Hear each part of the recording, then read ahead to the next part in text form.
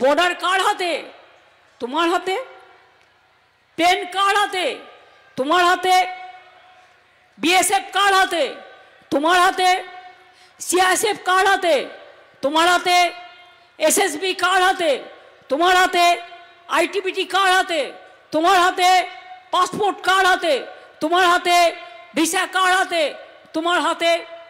শুধু দোষ দিলে হবে? ভেতরে ভেতরে যোগাযোগ রাখবে আমাদের কারো কারো সাথে, সাম্প্রদায়িকতা করবার জন্য টাকা দিয়ে ফান্ডিং করবে, আর তৃণমূলকে দোষ দেবে, এটা হবে না। একটা জিনিস ভালো করে জেনে রাখুন, নতুন করে মুর্শিদাবাদে কোনো দাঙ্গা হোক এবং এনআইএর হাতে কেস তুলে দিয়ে আমাদের ছোট ছোট ভাই বোনেদের গ্রেপ্তার করা হোক, এটা আমি চাই না। আমি চাই মুর্শিদাবাদ জেলা গর্বের জেলা, শান্তির জেলা, মা মাটি মানুষের জেলা। কোনো দাঙ্গার প্রশ্রয় কখনো দেবেন না।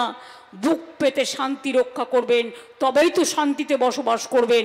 কেউ কেউ টাকা খেয়ে ইলেকশনের আগে বিজেপির তাবেদারি করে, তারা হচ্ছে দেশের শত্রু, তারা আপনার শত্রু। এটা মাথায় রাখবেন। যারা নির্বাচনের 2 মাস আগে থেকেই সব রাজনীতি করে, এটা বিজেপির পাল্লায় পড়ে। বিজেপির অনেকগুলো ডিজিটাল মিডিয়া আছে, সব মিডিয়া খারাপ আমি বলবো না। গদি মিডিয়া, এরা শিখিয়ে দেয় কোন দিন কি বলতে হবে। আপনারা সেটাকে বিশ্বাস করবেন কেন? যেমন মায়েরা একটা শাক পচে গেলে শামুকটাকে সরিয়ে দেন, তেমনি এদের সরিয়ে দেবেন। এসব দেখবেন না, এসব দেখলে মাথা খারাপ হবে, নেগেটিভ চিন্তাধারা হবে। সবসময় পজিটিভ হতে হবে। একটা ধান পচে গেলে সেগুলো সরিয়ে দিতে হয়, তা নাহলে সব ধানটা পচে যায়। কাজেই কিছু পোকামাকড় উড়ে আসে, তারাও তো প্রকৃতির জীব। পোকামাকড় আসলে আমরা সরিয়ে দিই। কিছু পোকামাকড় থাকবেই, জগৎ চলবে, জীবন চলবে, দেশও চলবে, বাংলাও চলবে। কিন্তু পোকামাকড়কে আমরা সরিয়ে দিয়ে আমরা আমাদের কাজটা করব নিজেদের মতো করে। কি বিশ্বাস আছে তো? জয় বাংলার প্রতি বিশ্বাস আছে? সম্প্রীতির প্রতি বিশ্বাস আছে?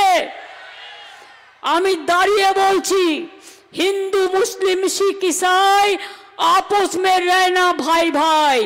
আমি দাঁড়িয়ে বলছি নজরুল ইসলামের কথায়, বেদ বেদান্ত কোরআন পুরাণ, ভালো করে শুনুন। বেদ বেদান্ত কোরআন পুরাণ, বাইবেল ত্রিপিটক, গ্রন্থ সাহেব জেন্দা বেস্তা, পড়ে যাও যত শখ। এখানেই রবীন্দ্রনাথ বলে গেছেন, হেমর তীর্থপূর্ণ চিত্ত জাগরে ধীরে, এই ভারতের মহামানবের সাগর তীরে। এখানেই নেতাজি বলে গেছেন, তোমরা আমাকে রক্ত দাও, আমি দেব স্বাধীনতা।